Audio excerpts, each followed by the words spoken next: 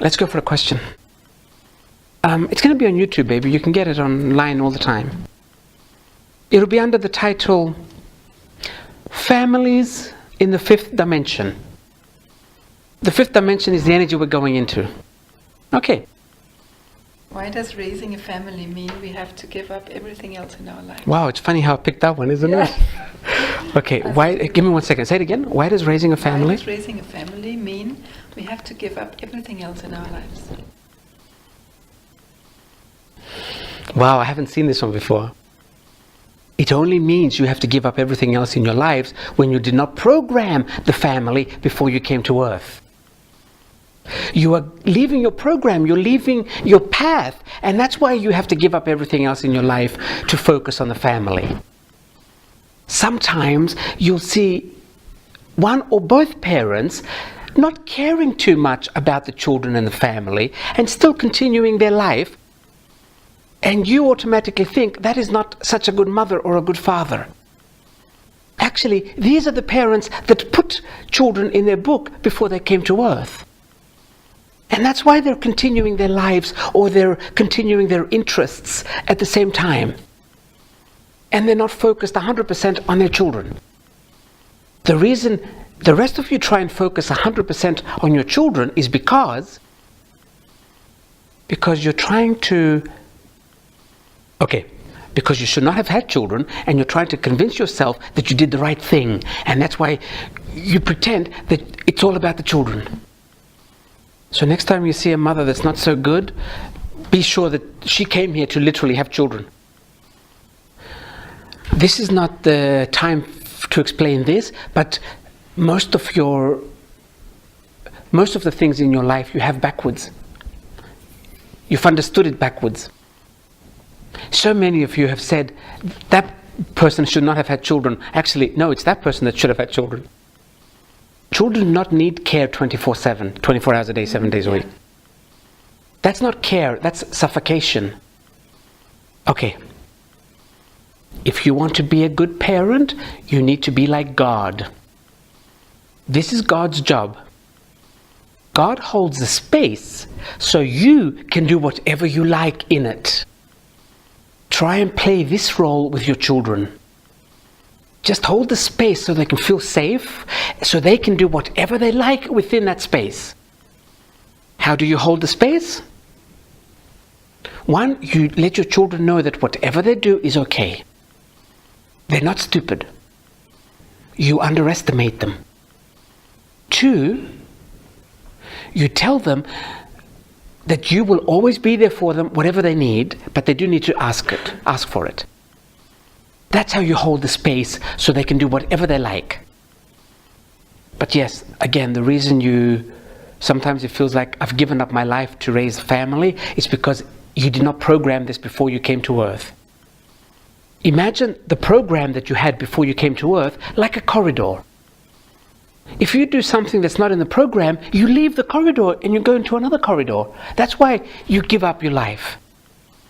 In order to not do this, sit down quietly and consciously and imagine talking to your soul. It's real. Every time you imagine something, it's real. And tell your soul, now I want to, if you don't have children, now I want to have children. But in order for your soul to register this, you have to mean it.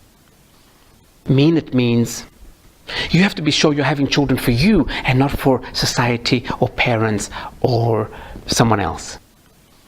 Because if you're going to have children for someone else, the soul cannot register. It cannot listen because it's not what you really want. And if you already have children, I'm not getting anything new. Just tell your body why you had them. For those of you who already have children, young children, they're going to leave home a little bit earlier than you did. It has very little to do with you. Their soul is saying, I need to get out of here. I need to be on my own. Or I need to be free. Don't take it personally, because you're going to make things worse, and then you're going to lose the child like forever. It won't talk to you. These new children that have been coming to earth don't care about biology. They don't care who the mother or the father is. They didn't come for you, they came for Earth. And they came to change the system. And you won't accomplish anything by trying to be protective. Assume for one moment that you had no media. You would never be scared in case something happened to your children. And you would let them more free than what they are now. You will need to reach this level. Otherwise you're going to suffer for nothing. You'll be unhappy for nothing. And always keep this in mind. Your children did not come here for you. If you don't want to say it that way because it sounds negative, always keep this in mind. Your children have come here for Earth. We don't mean the ecology Earth, for the game on Earth, not for you. I like that, Eddie. Just do it again, sir. Why do we remain in unhappy relationships for the children? Okay, very similar answer to the one before. You remain in unhappy relationships for the children to prove to yourself and to your body that children come first. If children really did come first, you will not need to mention it. You will not need to convince your body. Because you've never asked yourself, why did I have children? And the reason you've never asked yourself is because you're not going to like the answer. And you go into denial by always saying, children come first, and I'll suffer for my children. I'll suffer for my children is just another way of saying, I should not have had any. This is why you stay in unhappy relationships. You see it as a sacrifice for something you should not have done.